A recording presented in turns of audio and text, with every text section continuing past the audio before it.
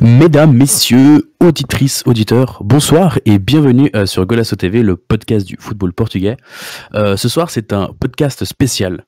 Après le dernier podcast qu'on a fait sur Vitinha, on passe ce soir à Pedro Neto. Passé notamment par Braga, où il a fait la majeure partie de ses classes, donc on en reviendra dans quelques instants, puis la Lazio et maintenant Wolverhampton. On va essayer, comme pour Vitinha, de décortiquer un peu ce très jeune joueur qui est encore Pedro Neto, qui a fait déjà beaucoup de clubs, mais qui est encore très très jeune. Et du coup, ce soir, pour en parler, j'ai avec moi Mathieu. Mathieu, comment tu vas? Bah, très bien, Marc. Je suis heureux que tu sois de retour dans l'émission après ce qui s'est passé la dernière fois. On espère que Discord nous laissera tranquille cette fois-ci, mais très heureux d'être avec vous ce soir. Écoute, c'est un plaisir partagé. C'est vrai que si vous nous avez écouté pour notre dernier live, on a eu un petit souci. Cette fois, c'était pas notre faute. C'était pas notre faute, c'était de la faute de Discord. Bon, vous me direz, les réseaux sont un peu saturés. Mais un autre qu'on est aussi très content de retrouver, c'est Alex. Alex, comment tu vas?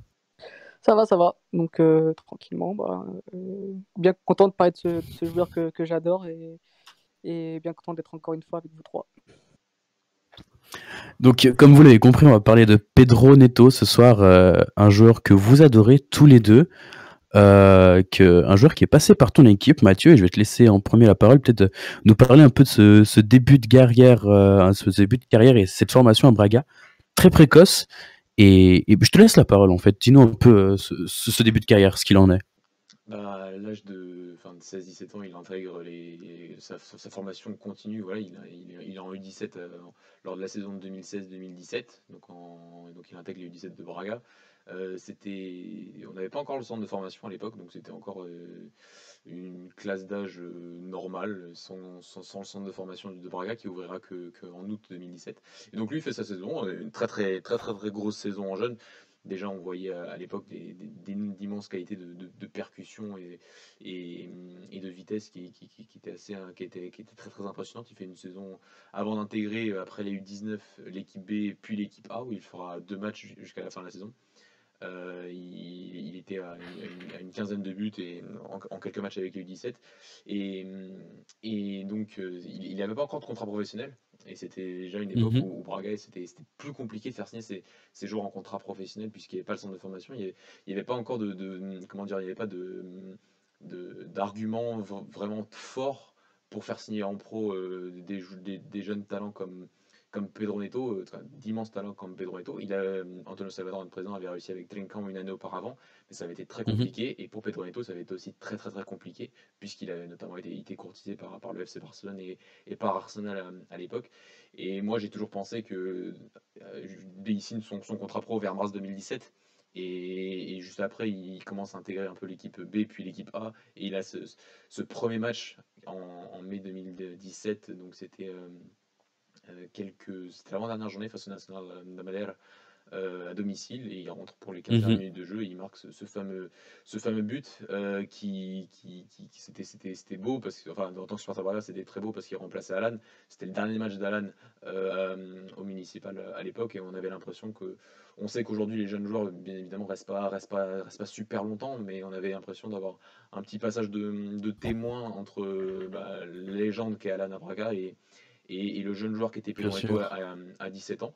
Et, et voilà, il jouera aussi face à Tonder la dernière journée. À seulement 17 ans, donc c'est je crois le seul joueur de Braga qui a réussi lors de la même saison de faire U17, U19, équipe B et équipe A lors de la même saison. Ça témoigne déjà de la, Comme un certain Cristiano. comme un certain Cristiano Ronaldo, qui a Ouais, fait, je crois qu'il y avait encore il y avait des U23 aussi au Sporting. ouais. Il y avait une équipe de plus, hein, c'était au Oui, début des c'est années vrai. 2000, mais ouais, c'est à peu près le même parcours. C'était du jamais vu à Braga de jouer pour 4 équipes différentes lors de la même saison en termes au sein du club. Et encore aujourd'hui, il y a pas eu d'égal. Même Trinquant n'a pas fait ces 4 matchs pour une seule pour quatre équipes en une seule saison avec Braga. Donc ça témoigne vraiment de la précocité du garçon qui à 17 ans était déjà très fort. Et puis il fera la pré-saison en 2017 avec Abel Ferrara. Il fera toute la pré-saison. Il sera notamment intégré avec Bruno Chardas, avec Bruno Jourdain. Donc on avait déjà l'impression de voir. Il y avait une sorte de confiance faite à la formation qui se dissipera un petit peu au fur et à mesure du temps avec Abel Ferrara et qui reviendra un petit peu cette saison. Mais Mais voilà, il fait cette pré-saison où il est plutôt pas mal. Et il commencera la saison 2017-2018 avant de partir à la toute fin du mercato 2017 pour 17 millions d'euros à la Lazio. C'est ça. Je sais pas si tu l'as dit, Mathieu, en plus, c'est le plus jeune buteur de l'histoire du club. Je sais pas si C'est le plus jeune buteur de l'histoire du club. mentionné. Enfin, je sais, je voulais dire, mais en fait, je suis pas sûr que ce soit le plus jeune buteur de l'histoire de la Ligue Si, 1. si, si. Peut-être. Ah, dans la Ligue 1, non. Mais Non, du je club, si, crois. si. Mais du club, oui, c'est le plus Ouais, jeune c'est sûr. buteur. Voilà, donc c'était un très très bon moment de la saison, parce que la saison 2016-2017 avait été très compliquée au Braga, très très très compliqué. On finit 5ème derrière Guimarães, donc ça avait été un sacré affront. Et c'était un peu le seul beau moment de la saison, c'était de voir que le centre de formation allait être inauguré quelques mois après. Et qu'on avait déjà un jeune joueur qui représentait déjà tout cet espoir qu'on avait de faire un peu plus confiance aux jeunes joueurs de la formation, et même plus des jeunes joueurs venant de la région, puisqu'il est né à Viana à Viana do Castelo comme Trincão. Donc c'était un magnifique symbole à l'époque, qui au final, il y aura ce symbole prendra quand même, enfin, toute cette histoire prendra quand même fin très très rapidement avec ce transfert à la Lazio pour beaucoup beaucoup d'argent, parce qu'à l'époque c'était. Enfin, si on compte pas le transfert de Rafa, parce qu'il y a dans le transfert de Rafa, tout le monde parle de 16 millions d'euros, mais il y avait aussi le Ruffonté qui est rentré dedans, donc ça fait à peu près 20 millions d'euros, mais c'est pas officiellement 20 millions d'euros. Donc officiellement, jusqu'au transfert de Trincão, c'était le plus gros transfert de l'histoire du club à seulement 17 ans. Donc c'était une rentrée d'argent pour un club comme Braga qui était irrefusable à l'époque. Conséquente, ouais. Très conséquente. Bah, finalement, en fait, on parle d'un. Ouais, vas-y, Alex, vas-y. À savoir que Pedro Neto, de base, il n'était pas vraiment destiné pour faire du foot. Enfin, il faisait du foot, mais à côté de ça, il faisait du hockey sur glace ou sur patin. Non, sur patin. Et il était aussi très très fort. Il était très très bon dans cette discipline-là. Et en fait, bah, à un moment, il a dû faire un choix entre le foot et le hockey sur patin. Et c'est son grand-père qui lui a dit, écoute, lance-toi dans le foot, c'est peut-être mieux pour toi, etc. Et donc, il a délaissé le hockey sur patin pour se consacrer totalement au football. Et bah, manifestement, il a eu raison. Hein. Ouais, il a raison. Il faut savoir que le hockey sur patin est un sport très très important au Portugal. Ouais. On est champion du monde hockey sur patin. Donc c'est pas un truc en mode enfin c'est pas l'égal du foot au Portugal, mais c'est un sport qui est très très bien vu au Portugal. Donc, c'est ça. Bon, ça a son poids, en effet. Et moi, je voulais revenir un peu sur un truc parce qu'en finalement, c'est encore un très jeune joueur, quoi. Il a quoi, 20 ans, c'est ça? Il vient de faire 20 ans. Exactement, il vient de faire 20 ans. Et finalement, il a déjà une trajectoire, enfin une carrière un début de carrière assez mouvementé. On le voit notamment par le fait qu'il a joué avec 4 équipes différentes lors d'une même saison, mais aussi par le fait qu'il est passé déjà à la Lazio, puis que maintenant qu'il est déjà à Wolverhampton à 20 ans. Je voulais passer un peu sur ce double transfert, en fait, en un été entre la Lazio et les Wolves. Et c'est un peu, je sais pas si vous avez un précédent dans le football, si vous avez un souvenir d'un joueur à qui c'est arrivé.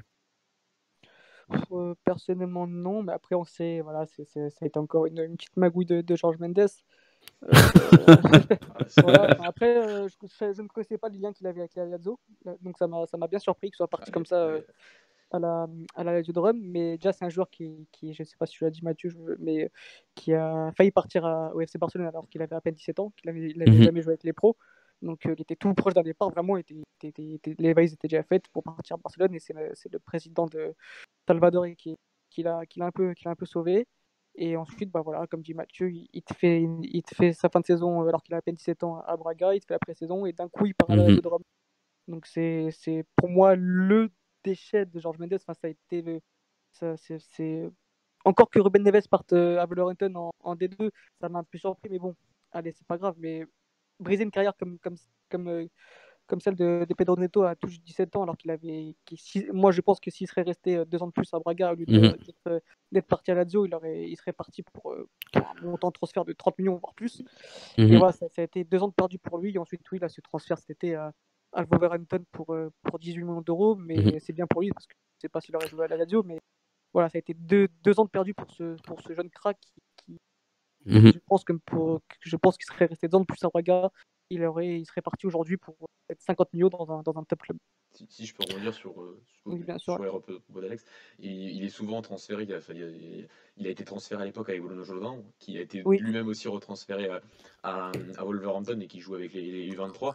Là, on a l'exemple d'un Neto qui a réussi à rebondir et à très très bien rebondir. On va en parler à Wolverhampton. Par contre, on a l'exemple d'un Jordan qui, lui, par contre, son transfert à la Lazio puis à Wolverhampton lui a fait un mal fou parce qu'il n'a pas de temps de jeu, parce qu'il se retrouve dans les équipes de jeunes à la fois de la Lazio et à la fois des Wolverhampton. Et que s'il se restait 2 ans de plus avec Braga, bah, il aurait sûrement. C'est pas un joueur, un talent. Il n'a pas du tout le même talent que Neto à son poste, mais ça aurait été un joueur qui aurait pu avoir beaucoup plus de temps de jeu, qui aurait pu jouer pour des équipes professionnelles. Il vit déjà des bons moments dans sa carrière que là actuellement de faire toutes ces trajectoires à cause de Mendes. Là, dans ce double transfert, parce qu'à chaque fois ils ont transféré par deux ces deux-là, on a le côté Neto qui a réussi à rebondir parce qu'il a un talent fou et un Jordan qui a des qualités, mais qui par ses différents transferts n'a pas réussi à rebondir et à atteindre un niveau qu'il aurait pu atteindre s'il était resté à Braga en 2017. Est-ce que vous avez un dernier mot à rajouter avant qu'on passe à la suite sur ce début de carrière? Non, après non, pas de mots à rajouter. À part qu'il était s'il faut. À part qu'il était super fort en U17 et que c'était un monstre absolu. Un monstre. Ah bon, après, c'est aussi, on va en parler, mais c'était. On va en parler justement. Voilà, il avait des qualités physiques de vitesse qui à l'époque, en U17, c'était mortifère, quoi. Moi, je me rappelle. Bien sûr. En tournoi, je me rappelle, c'était parce que nous, c'est compliqué de voir les Braga en jeune. Surtout à l'époque. Quand il y avait pas, les U17 ne passaient pas encore sur la chaîne du club à l'époque. Exactement, et je l'avais remarqué lors d'un tournoi en U17 aux États-Unis. Et la première fois que je l'ai vu, je me suis dit, c'est quoi ce monstre, quoi. Et c'était incroyable, c'est vrai, comme a dit Mathieu, des qualités physiques et techniques. Je me suis dit que celui-là, il ira loin. Et après, il y a eu des rumeurs au Barcelone, il y a eu sa fin de saison où à 17 ans, premier match, première minute, premier but. Et là, tu te dis que si le garçon s'il fait les bons choix de carrière, à 17 ans, 18 ans, il va exploser. Et donc après, comme je disais tout à l'heure, il part à Lazio qui lui fait perdre 2 ans, mais on espère que ça lui gâchera pas sa carrière. Du coup, je vous propose qu'on qu'on se concentre maintenant un peu plus sur le joueur. C'est très brut, mais ses qualités et ses défauts. Tu disais, Alex, il y a quelques instants qu'il t'a beaucoup impressionné dans ce fameux tournoi en U17 par déjà son côté physique plus évolué que les autres, que ses adversaires et même ses compatriotes, et puis même sa technique. T'arrives un peu à nous faire un peu l'étalage un peu de ses qualités déjà pour commencer, et puis peut-être qu'on passera par ses défauts juste après. En fait, ce qu'il faut faire gaffe en jeune, c'est que tu as des joueurs qui sont très très physiques, mais qui font donc des différences que grâce à leur physique. Et ensuite, quand ils arrivent au niveau pro, ça devient plus compliqué parce que forcément, le physique, au bout d'un moment, quand tu arrives en pro, il est un peu plus égal pour tout le monde. Et quand tu es en jeune, forcément, un mec qui est beaucoup plus physique, il va faire des plus grosses diffs. Mais Pedro Neto, non, c'est pas ça. C'est vraiment une combination de physique, de vitesse, de puissance, de technique. C'était même dans les petits espaces, il est capable de jouer dans les petits espaces. Il est vraiment ultra complet. Et voilà, il est très fort. Il peut jouer déjà à tous les postes offensifs. Donc, il est droit, il est gauche, même parfois devant en pointe, même si c'est un peu plus compliqué. Mais voilà, donc moi je lui préfère un peu, il est droit parce qu'il peut entrer sur son pied gauche et frapper parce qu'il a une très, très bonne frappe des balles aussi. Mais il est gauche, ça marche très bien aussi parce qu'il est capable de déborder n'importe quel adversaire. On l'a vu contre Liverpool face à Arnold, il a eu aucun souci pour le taffer tout simplement. Et voilà, il est capable de jouer tous les postes de l'attaque, il est capable de changer de jeu, il est capable d'être très fin techniquement, être très puissant. Voilà, après, il y a eu un moment où j'ai un peu peur pour lui parce qu'à la Lazio, j'ai pas eu beaucoup de matchs malheureusement de lui, mais après, j'ai vu un peu à la Coupe du Monde U20 et en sélection. Ça me paraissait être un joueur un peu plus brut, qui avait perdu des qualités techniques et il me paraissait beaucoup plus puissant que technique. Et je me suis dit, oulala, c'est un peu comme Guedes. Et ce genre de joueur, j'aime pas trop, un peu bourrin, un peu poulet sans tête. Et je me dis, ouais, la progression, elle est moyenne. Et au final, quand je vois ce qu'il fait aujourd'hui à Wolverhampton, ça me rassure parce que il a retrouvé toutes les qualités techniques et puissance qu'il a gardé sa qualité, sa puissance, mais il a retrouvé sa qualité technique et aujourd'hui, à 20 ans, ça devient un élément important d'un club qui joue le haut de tableau en première ligue. Donc voilà, très content de sa progression. On voit du coup Mathieu Alex nous a fait un peu un florilège de ses qualités et malgré tout il y a quand même quelques défauts qui peut-être qui subsistent chez ce jeune joueur. Parce que tu arrives un peu pas forcément à nous les énumérer, mais un peu nous expliquer un peu ce qui fait peut-être encore défaut chez Pedro Neto. Bah, si je peux rebondir sur les propos d'Alex sur la Coupe du Monde, Ouais, bien sûr, vas-y. en fait, déjà, ça va rebondir sur les défauts, mais sur la Coupe du Monde, déjà, à chaque fois qu'il entrait, il entrait sur le côté droit, sur le côté gauche, en fait, c'était où De Souza avait été beaucoup critiqué, c'est qu'il y avait quasiment pas de jeu, et donc et lui, dès qu'il faisait rentrer Pedro Eto'o, parce que Pedro Eto'o était toujours sur le banc, rentrait, mettait sur le côté gauche, et il était là pour déborder et centrer, en gros. Et c'est vrai qu'on avait cette impression que le garçon, bah, il était là, tête baissée, pour C'est ça. aller toucher la ligne Mhm. la ligne 6 mètres adverse, et ensuite de centrer, de faire un gros centre. Il y a des grosses qualités de centre. Il sait que centrer pied droit, pied gauche, c'est des centres généralement très très forts et plutôt précis même. Il a déjà 4 passes décisives, je crois, cette saison. 2 passes décisives cette saison en Première Oui. Ligue, et 4 toutes compétitions confondues, alors qu'il a que 727 minutes de jeu en Première Ligue cette saison. Donc c'est plutôt honorable. Donc ouais, c'est vrai que moi aussi j'avais eu cette impression que le garçon, bah, ces 2 ans, il avait absolument pas progressé, et qu'il faisait tout le temps la même chose, quoi. Que ce soit sur le côté droit, sur le côté gauche, c'était Exactement. beaucoup de percussions. On est là que pour jouer les 1 contre 1, on est là que pour déborder. Même si ça avait été mon interrogation de savoir est-ce qu'au niveau professionnel, il arrivera à déborder aussi facilement que quand il faisait face aux jeunes, quand il était en jeune. Ça, c'était une grosse interrogation normale. Et il a démontré actuellement, il a démontré qu'il avait aucun problème avec ça. Et, euh, et donc ouais, je partageais clairement les inquiétudes d'Alex après la Coupe du Monde, après la Coupe du Mhm. U20 la semaine dernière. Après, par rapport aux défauts, je trouve que enfin, il lève peut-être pas assez la tête. Ouais. J'ai toujours, j'ai un peu cette impression qu'est-ce qu'il est vraiment capable de participer au jeu, d'être entre les lignes, de combiner avec des milieux de terrain, avec son milieu de terrain. Est-ce qu'il, avec sa qualité de passe, genre, dans les petits espaces, enfin, il est bon dans les petits espaces quand il est sur la largeur. Et généralement, il est plutôt bon à protéger son ballon, et après repartir tout de suite vers un dribble. Ça, il sait très bien faire. Il sait très bien se sortir de situations d'infériorité numérique, généralement lui tout seul quand il est sur la largeur. Est-ce que dans l'axe du terrain, lorsqu'il faut combiner avec des milieux de terrain ou des joueurs plus créatifs, est-ce qu'il en est capable? Je l'ai peut-être pas vu assez le faire depuis qu'il est Wolverhampton. Après, il n'a pas non plus un temps de jeu c'est fantastique. Il a 1400 Mhm. minutes cette saison, donc il a montré ce qu'il savait très bien faire, et il a très bien fait cette saison, surtout depuis janvier, depuis qu'il a pas mal de temps de jeu, notamment à cause du Boxing Day. Et donc Nuno a fait un peu tourner, et il a pu se montrer, notamment avec ce but à Anfield refusé, qui démontre aussi toutes ses qualités Mhm. de finisseur. C'est vraiment un très très bon finisseur. Ce but refusé le montre. Il place son ballon à ras du poteau, et c'est un peu le symbole de sa qualité de finition, des frappes très lourdes, très, très sèches. Je pense qu'Alex Mhm. a le poteau face à l'Espagnol Barcelone lors du match aller, Mais clairement, ouais. où il a fait, si vous voulez regarder cette action, le Pedro Eto'o est résumé dans toute cette Bah, je t'avais puissance, envoyé une cette vidéo, de toute façon, percussion. c'est Oh, dans la vidéo, elle va arriver. Ouais. Toute cette puissance, et après, voilà, cette frappe pied gauche très très très puissante, qui la touche le poteau, et qui en jeune rentrait souvent, et qui est quand même pas mal rentré avec 4 buts déjà cette saison. Et voilà, une autre de mes inquiétudes, c'est de savoir enfin, il va très vite, mais est-ce qu'il sait vraiment utiliser la profondeur? Je sais pas trop. J'ai l'impression que c'est Mhm. un joueur qui aime beaucoup recevoir dans les pieds, et qui aime percuter juste après, bien sûr, comme on l'a dit. Est-ce qu'il est, je vois souvent Favre faire cet appel classique qui est entre le défenseur et le latéral adverse, et aller chercher le demi-espace et faire un centre qui sera plus proche du but. Et pour centrer, bah, comme il a un centre, enfin, il centre plutôt très fort, et donc ça peut être parfois Mhm. très, très, très, très bien. Après, Mais pourtant, il a ses qualités, en fait, du oui, coup, même. La vitesse, il l'a. oui, tous les jours, il y a beaucoup de joueurs qui ont de la vitesse. Est-ce qu'ils sont capables de prendre la Ouais, ouais. profondeur et essayer de recevoir le ballon dans la course, et pas Mhm. seulement dans les pieds? Ça, c'est autre chose. Mhm. Ça, j'ai encore. Enfin, il est jeune, je l'ai pas vu tant faire que ça. Est-ce qu'il est vraiment capable? C'est une de mes interrogations. Je dirais pas défaut, je dirais juste interrogation par rapport à l'avenir. Mhm. Et voilà, c'est un peu les quelques interrogations que j'ai par rapport à lui. Je sais pas si Alex peut rebondir sur ses défauts. Il a l'air d'avoir coupé son micro. Bah, le temps qu'Alex revienne, peut-être. Ah oui, Je ouais, sais j'avais pas. coupé mon micro, pardon. Il Ouais, était en train j'avais de coupé parler mon dans le micro. vide. Ouais, j'étais en train de parler dans le vide. Ouais. Donc, je disais ouais, que j'étais d'accord avec Mathieu sur le fait qu'ils ne prennent pas encore assez la profondeur. Il a trop tendance encore à demander la balle dans les pieds et ensuite de partir avec le ballon. Alors que je pense qu'avec sa qualité de vitesse et de puissance, s'il demanderait un peu plus la balle dans la profondeur, il pourrait faire encore beaucoup, beaucoup plus de Mm. ravages.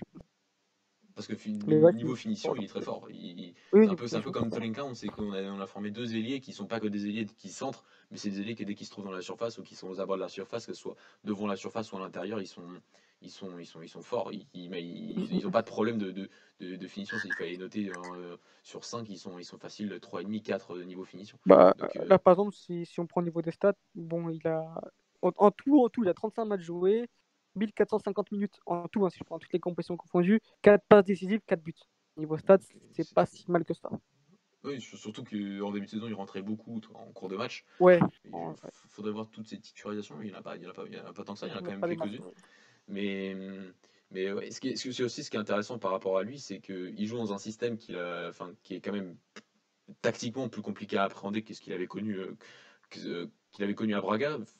Face à la Lazio, il me semble que la Lazio joue quand même depuis quelques années avec trois défenseurs, et donc ça aussi entre un 3-5-2 et un 3-4-3, mais comme il n'a pas beaucoup joué, je pense qu'il avait certains principes, forcément parce qu'il s'est entraîné avec l'équipe première qu'il a adopté, mais en match c'est toujours quelque chose d'autre, et donc que ce soit dans le 3-5-2 ou dans le 3-4-3 de Nuno, bah, il joue quand même un poste d'ailier, mais ça reste quand même un poste parfois un peu plus intérieur, quand même un petit peu porté vers l'intérieur, mais pas trop encore, parce que au niveau des transitions, il y a aussi cette recherche de l'espace entre le latéral et le central adverse. Et donc là Pedro Mhm. Neto, et que ce soit lui, que ce soit Adama Traoré, que ce soit Diogo Jota, sont très forts pour aller manger ces espaces. Mais comme on se remémore ce but face à Watford, où il est un peu plus il est Mhm. pourtant sur le côté gauche avec son pied gauche, et ça lui a pas empêché de marquer un super but, la frappé contrée, mais il était déjà un peu plus à l'intérieur du jeu.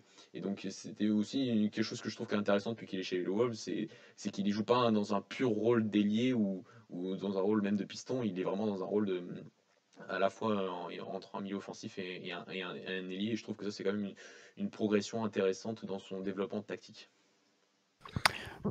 Alors, la transition s'est faite naturellement, du coup, pour ce dernier point qui est un peu la suite de sa carrière. Toujours ce point un peu où peut-être qu'on extrapole un petit peu, mais bon, c'est naturel. Euh, Qu'est-ce qu'on peut attendre? Voilà, tu le disais il y a vraiment quelques instants dans son adaptation par rapport à un 3-5-2, un 3-4-3. Euh, on on sait aussi qu'une de ses nombreuses qualités, c'est qu'il a énormément d'énergie et essentiellement aussi non seulement pour l'attaque, mais qui garde aussi beaucoup d'énergie pour aller défendre. Est-ce que peut-être un poste de piston pourrait lui convenir? Je ne sais pas lequel des deux a envie de répondre. Je sais pas si ma Non, question paraît. non, il a joué un peu là, les 10 dernières minutes contre l'Olympiakos là, jeudi dernier. Ouais. Et non, non, il peut le faire. Il peut le faire, mais il est tellement bon, proche du but, tellement percutant que ça me gênerait de le voir un peu plus bas sur le terrain, comme un peu Adama Traoré a fait au début de saison. Ouais, On ce serait le brider un peu en fait, Voilà, finalement. ce Ça serait le serait un brider. peu. Voilà, Ok. il pourrait le faire parce qu'il a tellement de qualité de percussion et de Mhm. vitesse qu'il pourrait le faire très bien et de qualité de centre. Mais je trouve que par rapport à ses qualités, ça serait comme tu serais le brider, et ça serait un gâchis de le voir si bas sur le terrain. Bah, surtout qu'il aime être Mhm. proche de la surface. Donc Ouais. il y a son but en début de saison face à la petite équipe de Punic, quand ils ont fait quand les Wolves ont fait les barrages, où il marque un but de pur avant-centre, juste au 6 mètres adverse. Donc c'est un joueur il sait faire, il fait les efforts défensifs, il a la caisse pour faire les efforts défensifs, et parfois même j'ai l'impression parfois qu'il en fait un peu trop et qu'il doit mieux gérer ses efforts. Mais il est proche, quoi, il préfère quand même être proche de la surface. Je pense que comme l'a dit Alex, il peut jouer piston, ça c'est vrai. Après défensivement, ce sera Mhm. toujours moins fort que ce qu'il y a actuellement, que ce soit Johnny notamment du côté des Wolves. Mhm. Mais ça me fait si on peut faire un comparatif par rapport aussi à Galeno, qui est aussi formé Ouais, bien sûr. comme un pur ailier, et qui dans le 3-4-3 au début avec Ruben Amorim, dès qu'il a joué aussi un petit peu à ce poste de milieu offensif proche de la surface. Mais le truc, c'est que Galeno est beaucoup moins fort au niveau de la finition qu'un Pedro Neto. Et donc c'est vrai que si tu le mets plus d'un côté d'un piston, même si c'est pas son poste de préférence, et que ça va, il voudra jamais jouer là toute sa vie, et Pedro Neto non plus n'acceptera jamais de jouer là de jouer là juste un petit peu. Mais Galeno, lui, on peut lui dire, mais de toute façon, au niveau finition, bon, t'es pas un top mondial, donc si tu peux juste percuter et centrer, c'est déjà bien. Ouais. Alors que Neto, si tu le mets sur le côté, en fin de match, c'est possible, comme il a fait face à Olympiakos, parce que tu veux mettre un peu plus de. Et je crois qu'ils étaient en supériorité numérique à ce moment-là, en plus, Alex, Oui, face à c'est ça. Olympiakos, donc c'était pas Ouais, illogique de rajouter un joueur offensif et de bien mettre un sûr. joueur voilà, Parce qu'il y avait 1-1, donc voilà. voilà, il cherchait la victoire, donc il a rajouté un piston qui serait du côté plus offensif.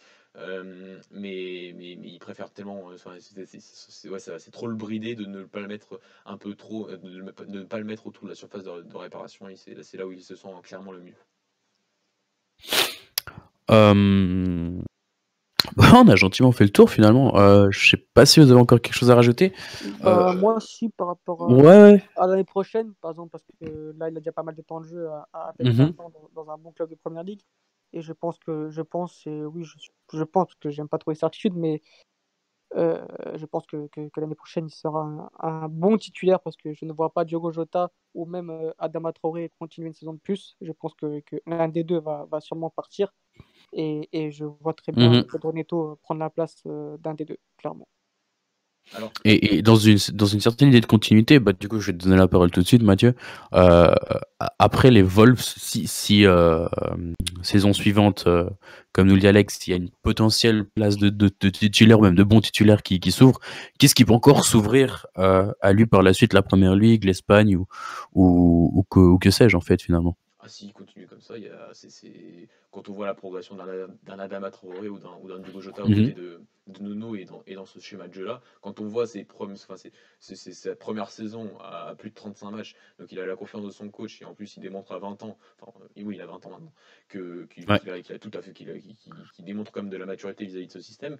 Bah, il y a aucune raison que si l'année prochaine il est titulaire indiscutable, bah, il se tâte pas un peu plus et dans le futur qu'il n'aille pas chercher un club, un club du Big Six anglais. Tu vois, pour Ouais. moi, pour moi, il n'y a aucune raison. Il fait partie. Enfin, on en a souvent parlé avec Alex. C'est peut-être le meilleur joueur de la génération 2000 du côté Oui, portugais. oui, Donc, clairement, Mhm. clairement. si le meilleur joueur de la génération 2000 côté Pardon. portugais va pas chercher un top club, c'est pas normal. Donc, Mhm. Et c'est mérité. C'est voilà, mérité. il a clairement les moyens d'aller chercher un top club. Il faut qu'il continue comme ça. Il faut qu'il se rende compte de la chance qu'il a eue. Enfin, de la chance. Il n'a pas eu la chance de Mendes de l'envoyer à la Lazio, mais il a eu la chance que Mendes l'ait rapatrié chez les Wolves et qu'il ait un entraîneur qui lui fasse Exact. confiance, un top coach. Après, il faudra voir si Nuno restera la saison prochaine. Ça aussi, ça peut être une Mhm. interrogation parce que du côté anglais, il y a quand même de sacrées louanges vis-à-vis de l'entraîneur portugais. Donc voilà, mais si tout reste comme ça, oui, en cas de départ, comme l'a dit Alex, d'un des deux autres milieux offensifs, voire même peut-être de Raúl Jiménez, et ben c'est pas du C'est tout vrai. impossible de le voir déjà titulaire la semaine prochaine et de faire de grosses performances pour aller chercher un top club dans le futur. Surtout en plus, Mhm. comme il a fait une interview là, récemment, et il a dit vraiment ma première sérieuse, c'est vraiment ma première saison sérieuse en pro. Et il a C'est raison, vrai. c'est vrai que voilà, C'est c'est vrai. vraiment sa première saison en pro. Et il a du temps de jeu, comme j'ai dit tout à l'heure, 35 matchs au total, 1400 minutes de temps de jeu, donc c'est assez prometteur. Et pour la suite, par exemple, en sélection nationale, je pense que ce sera peut-être notre dernier point. Euh, Finalement, est-ce que ce serait pas un des joueurs les plus prometteurs pour l'équipe nationale? Bien sûr, pour moi, ça va de soi. Comme l'a dit Mathieu tout à l'heure, c'est le meilleur joueur de la génération 2000. Donc, génération qui est très très bonne, hein. On ne parle pas d'une Mhm. génération comme celle de 98 où il y a zéro joueur correct.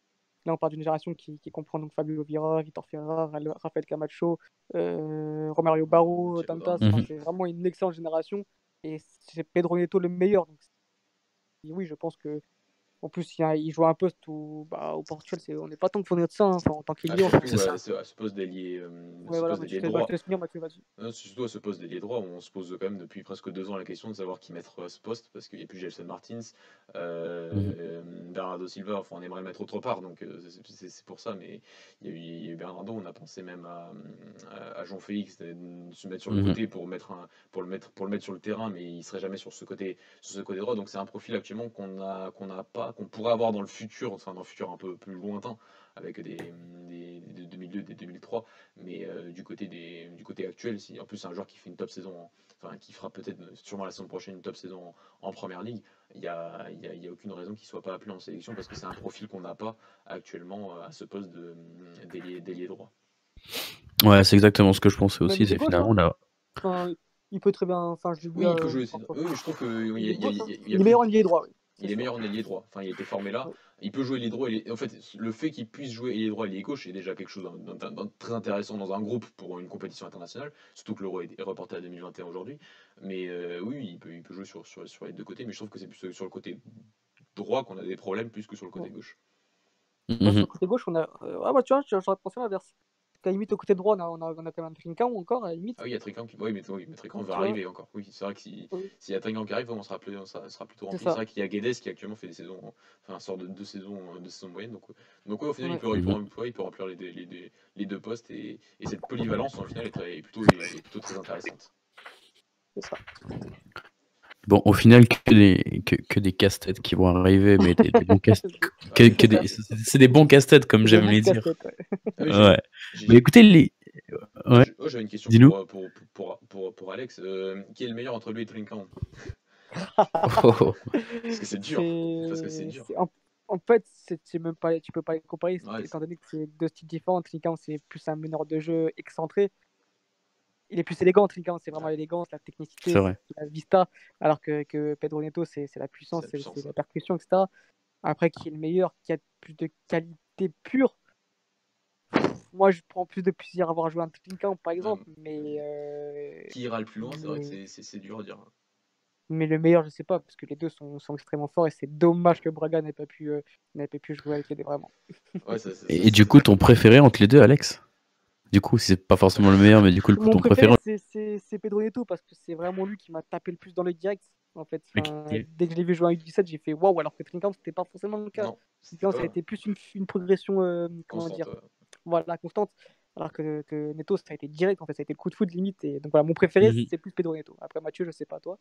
Mon préféré, c'est Trincão, mais c'est plus côté supporter, parce que j'ai eu la chance de voir Trincão depuis presque 2 ans. C'est vrai. Enfin, surtout cette saison, je le vois. Enfin, elle va peut-être finie un peu trop tôt, mais je le vois surtout depuis cette saison. Enfin, Trincão a vraiment apporté quelque chose au club. Je pense que si la saison se finit, il sera à 10 buts, 10 passes d'ess, et ça veut dire plus peut-être un podium, mais déjà une Coupe de la Ligue, et donc il aura vraiment apporté quelque chose, alors que Neto, il a fait 4 matchs. Donc c'est différent, même si j'ai vraiment c'est un regret de ne pas avoir vu. Enfin, je sais pas si les deux auraient joué ensemble, peut-être que Pedro Neto serait parti au bout de la première saison s'il avait tout explosé à Braga. Mais ça, je sais Quelle pas. équipe, Paul Rue. Mais après, je pense juste à l'équipe de Braga avec de tels joueurs, et franchement, c'est incroyable. C'est cool, franchement, avec Achadas. C'est incroyable. Et surtout qu'à l'époque, en 2017, le joueur vraiment en vogue, c'était Bruno Chadas. Donc il était un 87 qui sortait d'une saison en B absolument incroyable. Il avait déjà fait beaucoup plus de matchs en A que Neto, et c'est vrai que moi je m'imaginais des trucs de fou avec Trincão, Neto, Chadas. C'était fou, mais au final il y en a qu'un qui a vraiment confirmé, c'est Trincão, et qui va. Enfin, il y en a quand même deux qui ont rapporté beaucoup d'argent, que ce soit Neto et Trincão.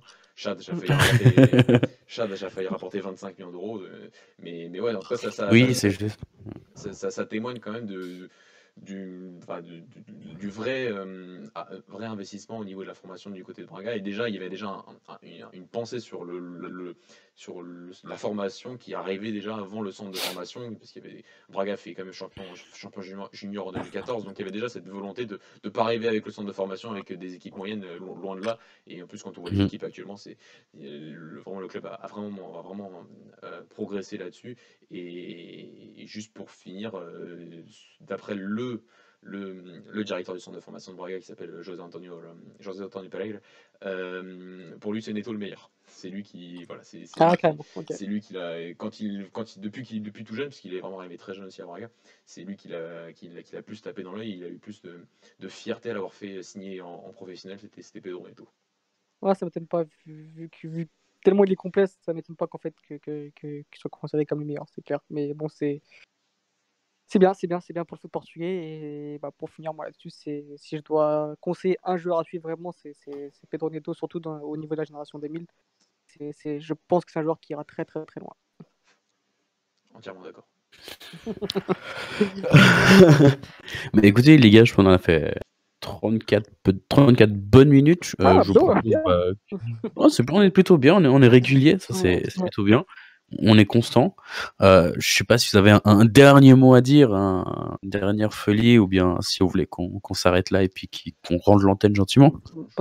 Si vous avez pour nos auditeurs, si vous voulez qu'on parle de joueurs si vous avez des idées de joueurs dans lesquels on peut vous décrire ou quoi, n'hésitez pas à poster en commentaire ou sur notre compte Twitter. On se fera un plaisir de faire des petits podcasts comme ça durant le confinement. Donc on a le temps. Donc voilà.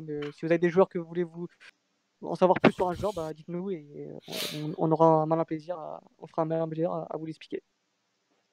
Voilà, j'aurais pas dit mieux. Non plus. Donc voilà, bah, les gars, merci beaucoup Merci de à nous toi. avoir apporté toutes ces informations et puis nous avoir abreuvé de vos connaissances de Pedro Neto qui sont fabuleuses. Je pense que ça fera plaisir à beaucoup de nos auditeurs. Bah, d'ici là, bah, à nouveau, le temps pour moi de vous remercier aussi les auditeurs, ceux qui nous écoutent, bah voilà, comme l'habitude, de nous proposer des sujets, des jeunes joueurs, peut-être même des fois faire pourquoi pas un rétro, enfin bref, je vais pas trop m'égarer là-dessus.